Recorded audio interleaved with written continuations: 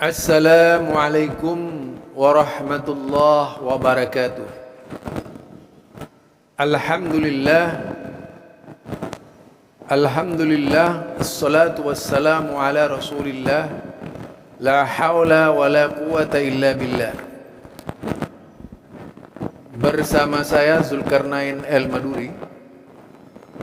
Ada seorang YouTuber yang sengaja memotong-motong video, tujuannya tidak lain yaitu untuk membuat teman-teman salafi terusik. Ya, teman-teman salafi itu terusik. Ya, judulnya juga bom baptis ya. Jadi detik-detik Wahabi dipermalukan. Jadi sebuah video provokatif, isinya itu provokatif, tapi ternyata menurut saya sih tidak berbobot. Dan video itu terdiri dari rangkaiannya terdiri dari ceramahnya Ustadz Bajri yang dipotong, ceramahnya Ustadz Syafiq yang dipotong, ceramahnya Ustadz Yazid yang dipotong, kemudian ceramahnya Ustadz Abdul Hakim Amir Abdad yang dipotong, lalu dirangkai menjadi satu video, dan di dalamnya dimasukkan video inti pembahasan, yaitu pembahasan Ustadz Ade Hidayat. Tujuannya ya untuk memprovokasi saja.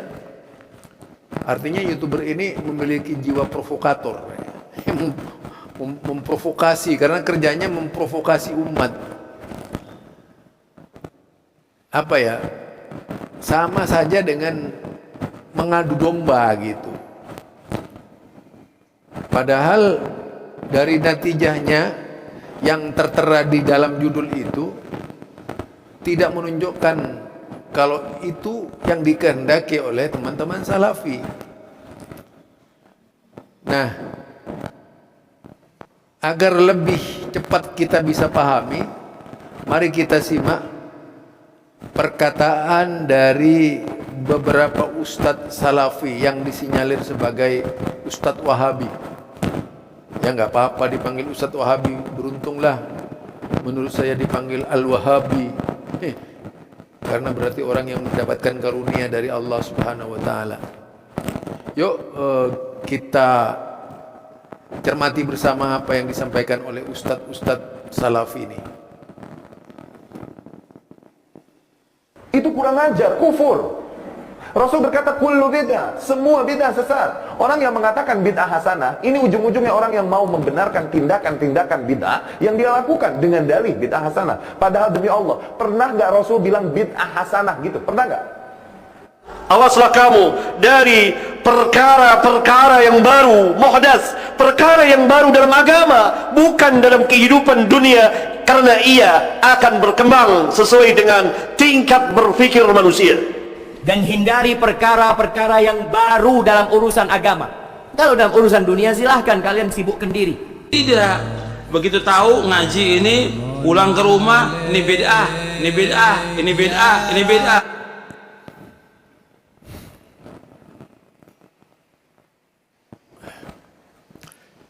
Nah, itu tadi cuplikan pernyataan dari ustadz-ustadz salafi yang dijadikan bahan lecehan oleh seorang YouTuber ya. Kemudian sengaja mengambil potongan dari videonya Ustadz Ade Hidayat untuk mengkanter 4 tokoh salafi tersebut. Tapi ini sebenarnya sangat menarik menurut saya. Yang pertama karena yang bersangkutan yang memotong video itu tampak sekali kedunguannya di dalam berargumentasi, dungu banget gitu ya.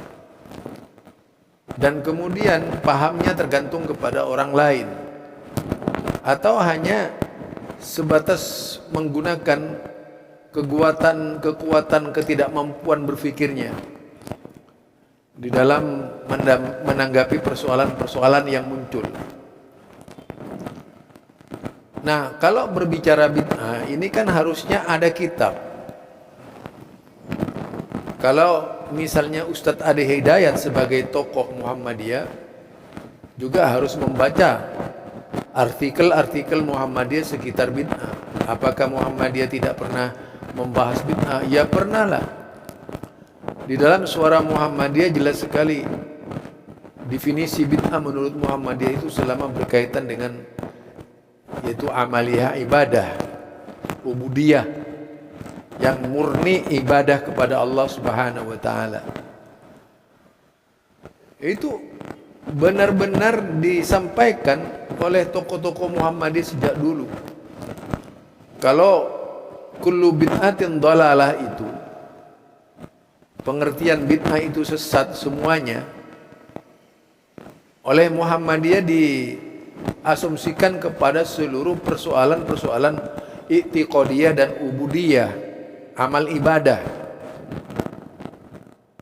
Kalau kita di dalam beramal ibadah tidak membenarkan perbuatan-perbuatan bid'ah, ini sangat berbeda tentunya dengan Ustadz Ade Hidayat ya. Muhammadiyah itu sangat tegas berkaitan dengan bid'ah. Itulah sebabnya kalau kita lihat himpunan putusan tarjih Muhammadiyah tidak ada. Tapi mari kita dengar dulu apa yang disampaikan oleh Ustadz Ade Hidayat. Kalau nggak ada contoh dari Nabi, berarti bid'ah. Yang nggak ada contohnya bid'ah. Dari mana Anda belajar kaidah itu? Apa semua yang nggak ada contoh itu bid'ah? Tidak. Nanti ada ukuran dalil. Ada dalil, ada contoh sempurna. Ada dalil, contoh sementara. Ada dalil, contohnya nggak ada. Ada dalil samar, jangankan contoh, dalilnya pun samar. Ada 4 kategori. Ya sepanjang dalilnya ada, contoh nggak ada, nggak harus diponis bid'ah dulu. Sepanjang tidak dicontohkan, digali. Kenapa nggak ada contohnya? Tapi dalilnya ada. Kan sering saya contohkan. Makan daging bob, nggak ada contohnya. Zakat pakai beras, nggak ada contohnya. Contoh dari Nabi, zakatnya pakai kurma. Zakatnya pakai gandum. Berarti antumnya zakat pakai beras itu bid'ah semua. Itu perkataan Ustadz Ade Hidayat atau pendapat Ustadz Ade Hidayat ketika mendefinisikan bid'ah. Jadi mendefinisikan model Ustadz Ade Hidayat, yaitu sebagaimana yang diterangkan tadi, kalau tidak bermudah-mudah di dalam mengucapkan perkataan bid'ah. Dan contoh-contoh yang disampaikan oleh Ustadz Ade Hidayat itu semuanya tidak ada yang berkaitan dengan definisi bid'ah menurut Muhammadiyah ya. Kalau definisi bid'ah menurut Muhammadiyah sebagaimana yang terdapat dalam Suara Muhammadiyah di situs Muhammadiyah tentang bid'ah, jelas bahwa kullu bid'atin dhalalah itu menyangkut persoalan ubudiyah, seperti menambah-nambah dalam solat, menambah-nambah dalam solat ya, menambah-nambah dalam bacaan rukuk misalnya, dalam bacaan sujud, atau sesudah solat mengadakan dzikir bersama. Itu semua dipandang tidak sunnah oleh Muhammadiyah, dipandang tidak berdasarkan ketentuan-ketentuan agama atau tidak syar'i. Karena tidak ada satupun patokan pembenaran terhadap dzikir bersama dan sebagainya, termasuk susunan-susunan dzikir yang semau-maunya disusun oleh mereka kemudian didikirkan sesudah sholat. Jelas itu di Muhammadiyah dianggap perbuatan melawan sunnah gitu ya. Jadi perbuatan melawan sunnah itu kalau di Muhammadiyah. Jadi mungkin pengertian Ustadz Ade Hidayat ini ya sama sekali tak ada kaitannya dengan pembahasan bid'ah yang dibahas oleh teman-teman Salafi. Siapa juga yang ngawur dalam hal ini bisa ditonton lah. Karenanya memang persoalannya yang disampaikan oleh Ustadz Bajre, yang disampaikan oleh Abdullah Hakim Amir Abdad, dan yang disampaikan oleh Ustadz Yazid Jawas Itu semuanya berkaitan dengan ubudiyah, juga persoalan akidah ya. Jadi sama, nggak ada bedanya dengan Muhammadiyah. Berbeda. Mungkin kalau berbicara, memang ada perbedaan sih dalam hal-hal tertentu, ada perbedaan Muhammadiyah dan Salafi. Saya kira itu sama halnya perbedaan 4 mazhab. Mereka itu semuanya adalah tokoh-tokoh Islam yang terkenal, seperti Imam Abu Hanifah, Imam Malik, Imam Syafi'i, Imam Ahmad bin Hambal. Itu kan berbeda-beda pendapatnya. Ya jelas apa yang disampaikan oleh Ustadz Ade Hidayat, yang disampaikan oleh Ustadz Ade Hidayat itu bukan jawaban yang diinginkan oleh Ustadz Bajre, bukan jawaban yang diinginkan oleh Ustadz Abdul Hakim Amir Abdad, dan bukan jawaban yang diinginkan oleh Ustadz Yazid.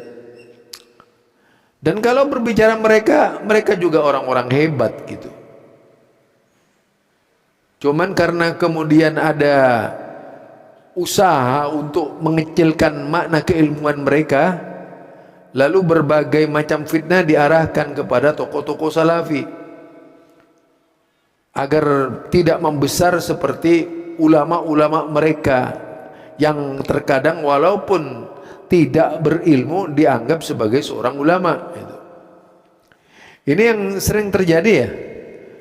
Jadi persoalannya kalau kita berbicara tentang ilmu agama, karena yaitu ilmu agama adalah ilmu yang berkaitan dengan agama Islam, yang terdapat di dalam syariat, ketentuan-ketentuan Allah, ketentuan-ketentuan Rasulnya, yang dikenal dengan istilah syariat Islam dalam hal ibadah.